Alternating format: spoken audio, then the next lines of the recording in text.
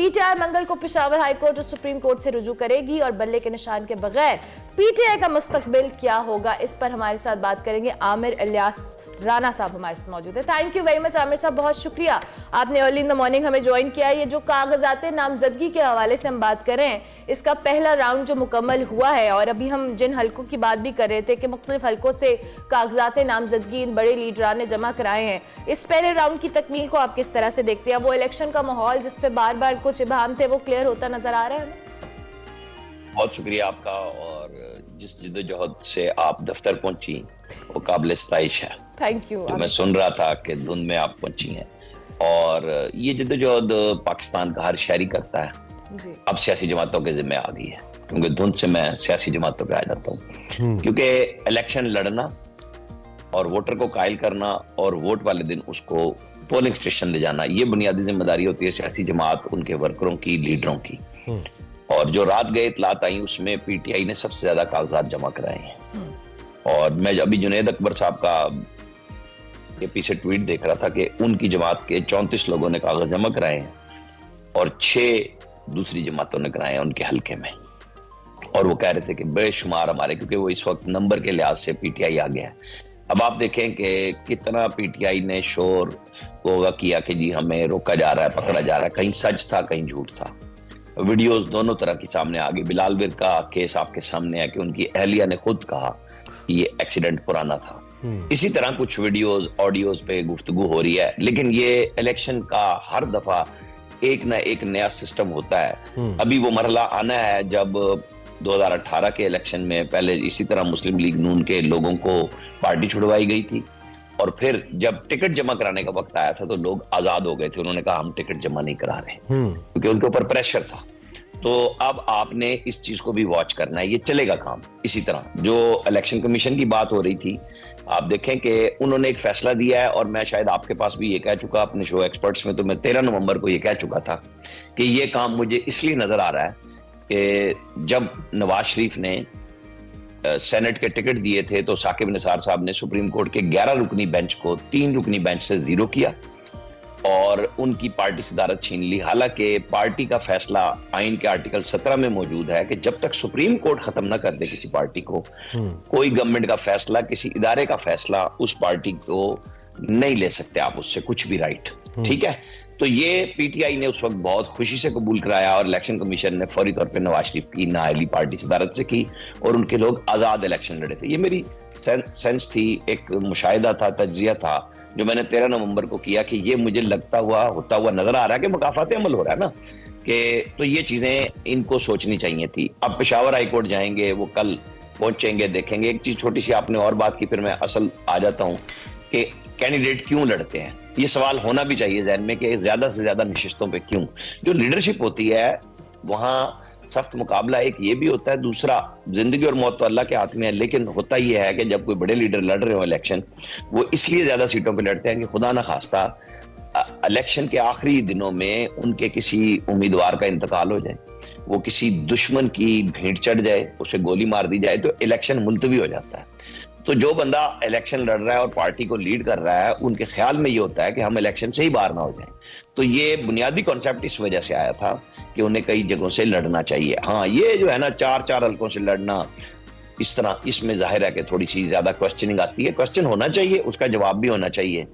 अब मुहिम शुरू होने की तरफ जा रही है कि आज से स्क्रूटनी शुरू होगी, जहां बड़ा सवाल मेरे सामने ये भी होगा कि ये तो ठीक है कि जो लोग जेल में मौजूद हैं, कैद में हैं, यानी मुलजिम हैं, मुजरिम नहीं हुए, तो मौलाना कौसर नियाज़ी 1970 में पसरूर से जीत गए थे जेल में होते हुए इलेक्शन। तो ये चीजें मौजूद है कि लोग जेलों से जीतते भी हैं, हारते भी हैं। लेकिन जो इश्तिहारी है ना, जो बात असल में कह रहा हूँ, इश्तिहारी जो मुल्जिम है उनके कागजात के ऊपर मुखालिफिन इतराज करेंगे कि जी ये दस्तखत ठीक नहीं है, तो वहां इश्तिहारी को आना पड़ सकता है सामने। और पीटीआई की बड़ी लीडरशिप इश्तिहारी भी है। ठीक है, ठीक है। बिलावल क्या कह रहे हैं, मुझे क्यों बुलाया, नवाज शरीफ साहब का नारा होगा आने वाले वक्त के अंदर। वो एक तस्वीर भी आई फैसल वाउडा साहब की, जरदारी साहब उनके गाल थपथपा रहे थे, मिलती जुलती तस्वीर थी ऐसी। मुस्तफ़ा कमाल साहब की आई थी बानी एमकेएम के साथ, आपको याद होगा। तो मैं देखते हुए थोड़ा सा मुझे हैरत भी थी और मेरे जहन में भी बिलावल वाला नारा आया कि कहीं कोई किसी सियासी शख्सियत के साथ कोई हाथ तो नहीं होने जा रहा? ये क्या जोड़ तोड़ हो रही है? और बिलावल क्यों कह रहे हैं कि हम 8 फरवरी को सरप्राइज देंगे, बैलेट बॉक्सेस खुलने दें? आपको क्या लग रहा है? आपने बड़ा अच्छा किया, दोनों बाप बेटे की गुफ्तगू इकट्ठी कर दी। देखें, बिलावल बड़े अच्छे कार्डदार फिक्रे उनको लोग लिख के देते हैं, वो अदा भी करते हैं और वो मार्केट भी होते हैं, लेकिन असल इशू ये है कि उनके वालिद साहब उनकी अपनी मार्केटिंग तबाह कर देते हैं हर दफा। ये पहली दफा नहीं हो रहा, हमें भी बड़ी उम्मीदें थी पिछली दफा 2018 में कि सिंध को वो पीटीआई के मुकाबले में बिल्कुल मिसाली सूबा बना के खड़ा कर देंगे कि अगर मतलब कारकर्दगी ही मेयार होगा। तो ये तो सारे एक दूसरे के मुकाबले में हार गए। जितनी हमारी सूबाई घूमते थी पिछले 4 साल में, 5 साल में, इन्होंने तो कमाल किया कि ये निचले से टॉप पे आने लग गए। जैसे हमारी अदलिया टॉप पे आ रही थी, जैसे हमारा नैब टॉप पे आ रहा था, और वो 2018 से नीचे चले गए सारे डेसिमल्स। अब जरदारी साहब और वावडा की, मैंने वावडा साहब को बात की थी, मैंने कहा क्या है, कहेंगे नहीं मैं किसी पार्टी में नहीं जा रहा। अब जिस तरह मफरूजे आपने बयान किए, एक मफरूजा ये भी है पार्टी में नहीं जा रही है, उन्होंने कहा वो नहीं, उन्होंने कहा मैं पीपल्स पार्टी में नहीं जा रहा। नहीं, आपने कहा वो किसी पार्टी में नहीं जा रहे वावडा साहब, तो मैं उससे कहा सियासी पार्टी में नहीं जा रहा। मतलब वो पीपल्स पार्टी का चुके मिलने गए थे, वो अपनी असल पार्टी से वो बिल्कुल नहीं निकल रहे। आप बिल्कुल ठीक कह रहे हैं, वो वही खड़े हैं। ठीक है, अब आप समझ गए। तो वो पीपल्स पार्टी में, तो जो आपने मफरूजा किया कि किसी के साथ हाथ हो रहा है, तो ये भी तो हो सकता है ना किसी को तंबी करने गए हों वो कि जनाब बहुत हो चुका, ठीक ठाक दायरे में रहे, आउट बिल्कुल नहीं निकलना आपने, क्योंकि बहुत सारी चीजें ऐसी हो सकती हैं कि फिर आपके लिए मजीद घेरा तंग हो जाएगा। तो ये चीजें सियासत का हिस्सा होती हैं, आज इधर हैं कल उधर हैं। आप देख लें कि साउथ पंजाब के लोग एक और भी बड़ी अहम बात है ना, आपने तो बड़ी अहम मुलाकातें कवर भी की हुई हैं, देखी भी हैं, फॉलो भी की हुई है। आपको मालूम है कि ये जो पिक्चर्स आती हैं ऐसी बड़ी मुलाकातों के बाद, खासतौर पे जिसमें एक पार्टी सरबराह बैठा हो या 1-on-1 किसी शख्सियत की मुलाकात हो रही है, वो बड़ी कॉन्सेंट से आती हैं। ऐसे नहीं होता कि किसी ने पकड़ के लीक कर दी या मोबाइल से खींच के चढ़ा दी सोशल मीडिया पे। एक पिक्चर अभी बिलावल साहब की जरदारी साहब के साथ बाकायदा तौर पर खींच के अपलोड की गई थी, जब कुछ रिफ्ट दोनों के दरमियान सामने आ रही थी। तो आपको नहीं लगता कि बाकायदा तौर पर ये पिक्चर सामने आई है and this picture has a message? ये खुफिया बिल्कुल नहीं थी। मैंने इसीलिए कहा आपको कि इसका मैसेज का एक हिस्सा वो है जो आपने कहा कि किसी शख्सियत के साथ हाथ होने जा रहा है। तो मैंने आपसे ये कहा कि ये भी है कि वो जिससे मिलने गए थे उनको तंबीह भी करने गए थे, उन्हीं की तरफ से गए थे जिस पार्टी का आपने इशारा किया। अच्छा। क्योंकि मैसेजिंग तो वो कर सकते हैं ना कि जनाब ये चीजें हैं, जरा इनको थोड़ा थोड़ा देख के, कहीं पे आपकी जरूरत है, कहीं पे किसी दूसरे की जरूरत है, क्योंकि लेके सबको चलना है। जिसकी जरूरत फील नहीं हो रही, वो नेक्स्ट स्टॉप अडयाला का गाना लगा के, इमरान खान साहब बैठे हुए अडयाला में, और बाकी सब अपने अपने दायरे में चाहते ही हैं कि सब कुछ उन्हें मिल जाए। लेकिन फिर फैसला करने वाले अपने हिसाब से भी चला रहे होते हैं। लेकिन जरूरी नहीं कि सियासतदान, मैं नवाज शरीफ और आसिफ अली जरदारी दोनों की बात करूंगा, ये जरूरी नहीं कि वो सारे मैसेजेस समझ लें, समझ के मान भी लें। वो अपनी मर्जी करते हैं और किए जा रहे हैं। सही, ठीक हो गया।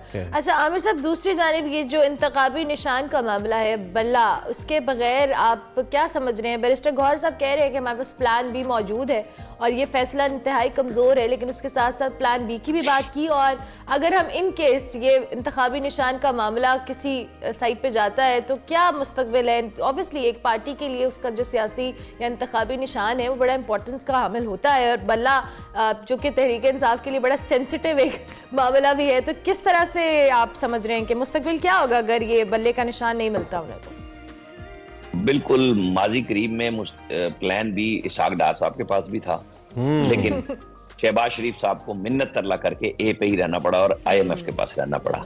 इनको कोशिश करनी चाहिए अदालतों के साथ मिलके ना अपने निशान पे ही रह जाएं, क्योंकि वो बड़ा फायदा है। वरना जिन 34 उम्मीदवारों का मैं आपको बता रहा हूँ जुनैद अकबर के हल्के में जिन्होंने कागजात जमा कराए हैं, ये जो सियासी वर्कर होता है ना, जब बल्ले का निशान नहीं होगा ना, तो वो कहेगा इस वक्त मकबूल सिर्फ पार्टी मेरी वजह से, मेरी जिद्दत से है।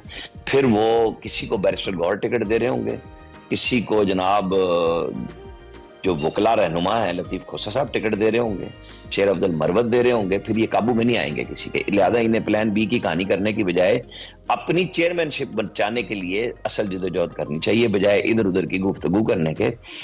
वो नहीं चलता काम। इनको निशान लेना चाहिए, क्योंकि अगर ये निशान जाता है तो ये सारे आजाद हो जाएंगे। आपने भी जिक्र किया, इन्हीं ने बयान भी दिया कि फिर मखसूस नशिस्तों पे इनके उम्मीदवार ही नहीं होंगे, खवातीन नहीं होंगी, तो वो चीजें रुकती हैं, अकलियतों के ऊपर रुकती हैं, नुकसान होता है। लेकिन चूंकि हम आइडियल जमहूरियत की तो बात कर ही नहीं सकते, वो यहाँ है ही नहीं।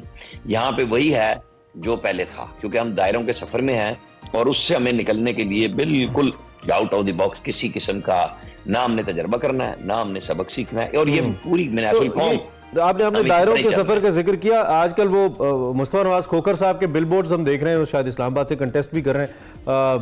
उन्होंने दायरों के सफर की लाइन को बहुत ज्यादा पोर्ट्रे किया मुख्तलिफ अपनी तस्वीर के साथ। इसके साथ लिंक करते हुए अब तो बहुत सारे उम्मीदवार फिर अगर ये फैसला ऐसे ही रहता है तो आज़ाद हो जाएंगे, और फिर जो आज़ाद उम्मीदवार आना है उनकी बड़ी इंपॉर्टेंस हो जाएगी in case if they win. तो आप फिर क्या इलेक्शन के ऊपर इसका क्या नतीजा देख रहे हैं, क्या इसका इम्पैक्ट देख रहे हैं 8 फरवरी को?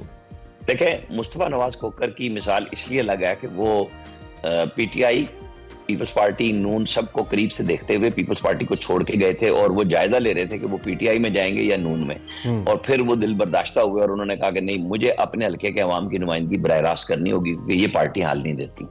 लेकिन जिन आजाद उम्मीदवारों की आप बात कर रहे हैं ना, ये अमूमी तौर पर जाहिर है कि वो उस हिसाब से बात हो रही है कि जो पीटीआई के इलेक्शन, जो पीटीआई से जिनको इलेक्शन नहीं लड़ने दिया जा रहा या निशान नहीं होगा, तो फिर ये ज्यादा आप देख लें, फिर 70% वहां जाएंगे जहां फैसल वावडा के पिया चाहेंगे, फिर उधर ही घुमाए फिराएंगे, फिर ये उधर ही चले जाएंगे चाहेंगे। ठीक है, मतलब ज्यादातर लोग बरसता मैंने कहा आपकी बात आपके साथ की जाए। ठीक है बिल्कुल ठीक है। Thank you very much Aamir Ilyas Rana साहब फॉर जॉइनिंग अस।